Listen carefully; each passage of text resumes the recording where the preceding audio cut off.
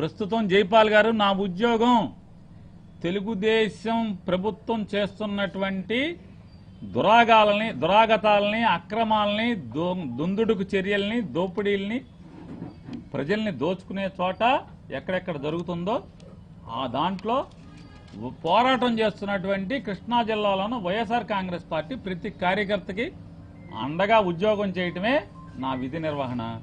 దానిలో భాగంగా ఆ దోపిడీదారులకు ఎవరెవరైతే కొమ్ము కాస్తుంటారో వాళ్ళని కూడా గట్టిగా నిలదీయటం అనేది నా ఉద్యోగ ధర్మం, నేను చేయాల్సినటువంటి విధి. దానిలో భాగమే నువ్వు నన్ను పబ్లిసిటీ అనుకున్నా సార్, జైపాల్ సార్, మీరు నన్ను దాన్ని పబ్లిసిటీ అనుకున్నా, నా రాజకీయ ఎదుగుదల అనుకున్నా, ఏమనుకున్నా నిలదీయటం మాత్రం ఆగదు జైపాల్ గారు, ప్రశ్నించటం ఆగదు జైపాల్ గారు. కేసు కట్టి జైల్లో వేసినంత మాత్రాన జైలు ఊసలలో లోపల నుంచి కూడా ప్రశ్నిస్తూనే ఉంటాను జైపాల్ గారు. నేను అనుచిత వ్యాఖ్యలు పోలీసు శాఖ నుంచండి. పోలీసు శాఖ ఏంటి? ఇందులో శాఖ ఎక్కడొచ్చింది జైపాల్ గారు? శాఖ ఎక్కడొచ్చింది అంటున్నా.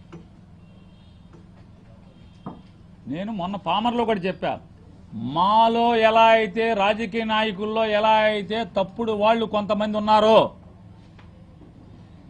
బుద్ధి గడ్డి తిని పేకాట్ల మీద బతుకుతున్నారో, క్లబ్బులు నడిపి బతుకుతున్నారో, ఇసుక తిని బతుకుతున్నారో, మట్టమ్ముకుని బతుకుతున్నారో, జనాలకి పనులు చేయడానికి లంచాలు తీసుకుని బతుకుతున్నారో, కాంట్రాక్టర్ల దగ్గర బల్ల కింద చేయి పెట్టి లంచాలు తీసుకుని బతుకుతున్నారో, మాలో చెడిపోయినట్టుగానే కొంతమంది పోలీసుల్లో కూడా కొంతమంది అధికారులు ఉద్యోగస్తులు చెడిపోయి ఉన్నారండి. వారిని ఉద్దేశించి మాత్రమే మాట్లాడుతున్నానని చెప్పాను.